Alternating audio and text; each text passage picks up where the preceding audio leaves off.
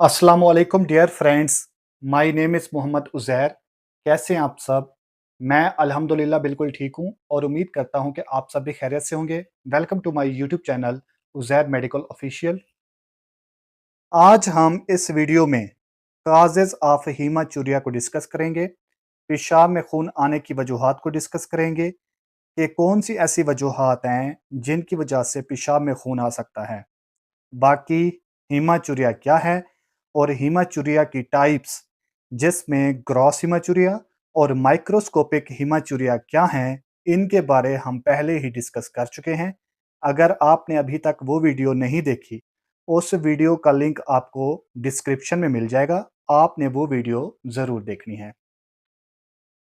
हीमाचूरिया के कुछ causes kidney से रिलेटेड हैं, कुछ काजेज़ यूरेटर और यूरिनरी ब्लैडर से रिलेटेड हैं और कुछ काजेज़ हीमाचूरिया के प्रोस्टेट और यूरेथ्रा से रिलेटेड हैं। लेकिन आज इस वीडियो में हम किडनी से रिलेटेड जो हीमाचूरिया के काजेज़ हैं, उनको स्टार्ट करेंगे।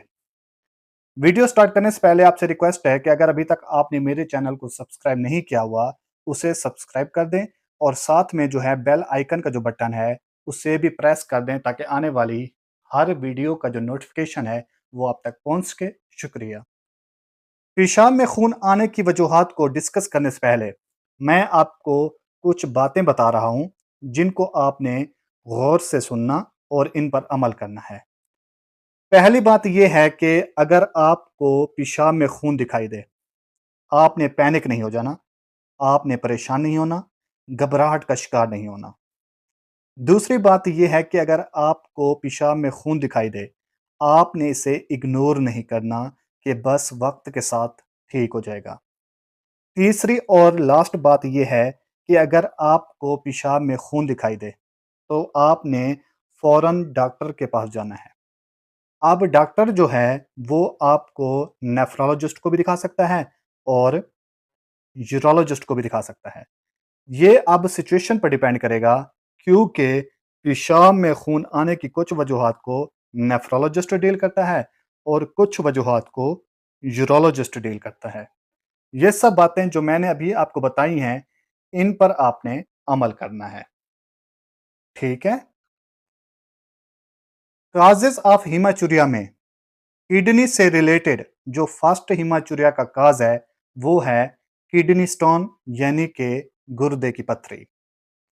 जब गुर्दे में स्टोन मौजूद होता है, पथरी मौजूद होती है, स्टोन की शेप और स्ट्रक्चर गुर्दे के टिश्यूज को नुकसान पहुंचा सकता है।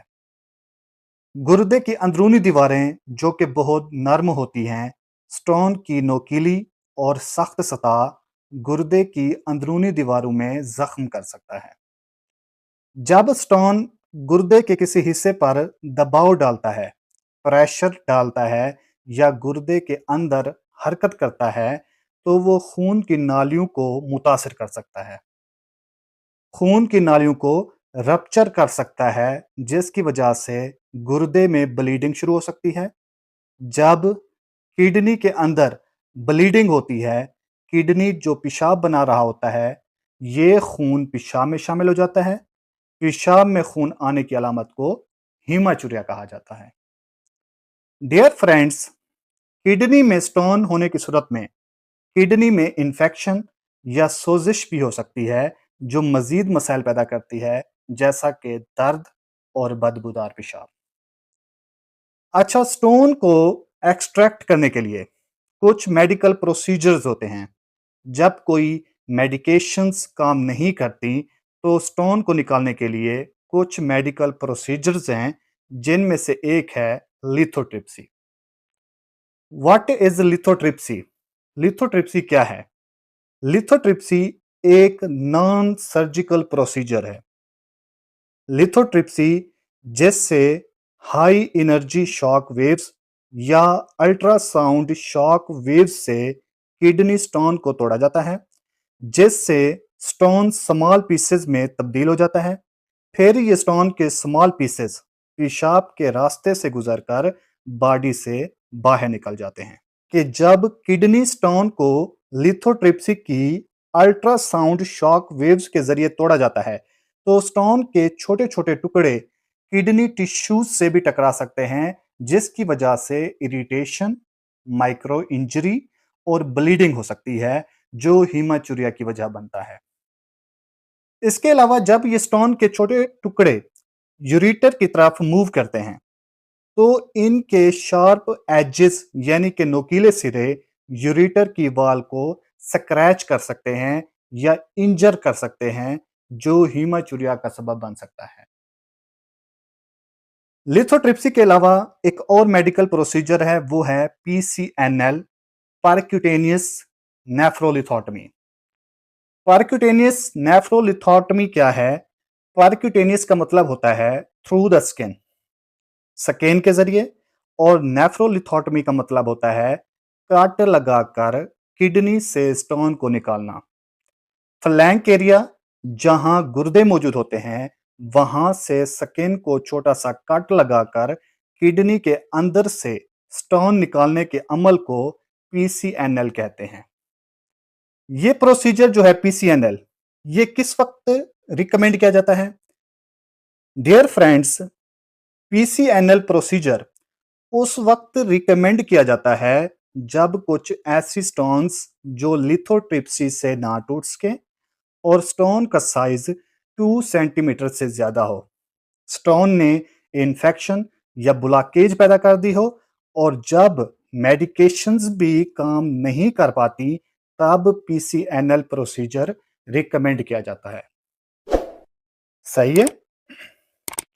पीसीएनएल एक सर्जिकल प्रोसीजर है।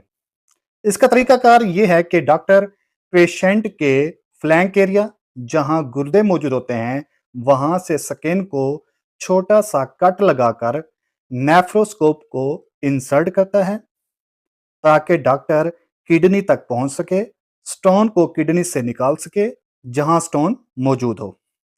कुछ केसेस में स्टोन को डायरेक्टली निकाल लिया जाता है, जबकि कुछ केसेस में लेजर का इस्तेमाल करके स्टोन को तोड़कर छोटे छोटे टुकड़ों में तब्दील किया जाता है और फिर उन टुकड़ों को बाहर निकाला जाता है। ये यूरोलॉजिस्ट डिसाइड करता है, एक तो स्टोन के साइज के लिहाज से और दूसरा स्टोन की लोकेशन के लिहाज से। ठीक है। अब हम बात कर लेते हैं कि कैसे पीसीएनएल प्रोसीजर हीमाचूरिया का सबब बन सकता है। पीसीएनएल प्रोसीजर में जो छोटा सा कट फ्लैंक एरिया में लगाया जाता है, जहां गुर्दे मौजूद होते हैं, उस रास्ते से जब यूरोलॉजिस्ट नेफ्रोस्कोप गुजारता है, तो ये कैपिलरीज और ब्लड वेसल्स को छोटी मोटी चोट पहुंचाते हैं। ये ब्लीडिंग का सबब बनती है, जो यूरिन में मिक्स होकर, जो पेशाब में मिक्स होकर हीमाचूरिया का सबब बन जाती है। कुछ केसेस में जब स्टोन का साइज बड़ा होता है, उसे डायरेक्टली नहीं निकाला जा सकता, तो लेजर के इस्तेमाल से स्टोन को स्मॉल पीसेस में कन्वर्ट किया जाता है। फिर ये स्टोन के शार्प टुकड़े आसपास के टिश्यूज को स्क्रैच या कट कर सकते हैं, या इंजरी भी ब्लीडिंग का सबब बन सकती है, जो हीमाचूरिया की वजह बनती है। इसके अलावा स्टोन के टुकड़े नीचे यूरेटर में स्टक हो सकते हैं, यूरेटर की वॉल को स्क्रैच कर सकते हैं, जो हीमाचूरिया का सबब बन सकता है। अगर पीसीएनएल प्रोसीजर के दौरान कोई छोटी या बड़ी ब्लड वेसल्स एक्सीडेंटली इंजर हो जाए, इससे भी ब्लीडिंग हो सकती है। ठीक है। ये थी आज की वीडियो, जिसमें हमने डिस्कस किया कि कैसे किडनी स्टोन हीमाचूरिया का सबब बन सकता है। आई होप आपको मेरी ये वीडियो अच्छी लगी होगी। मिलते हैं इंशाल्लाह फिर नेक्स्ट वीडियो के साथ। तब तक के लिए अपना ख्याल रखिएगा। अल्लाह हाफिज।